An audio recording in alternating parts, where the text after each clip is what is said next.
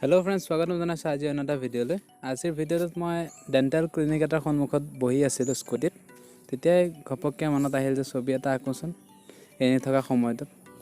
তাৰপাছত ডেণ্টেল ক্লিনিকখনকে আঁকি পেলালোঁ। আশা কৰোঁ সকলোৱে ভাল পাব।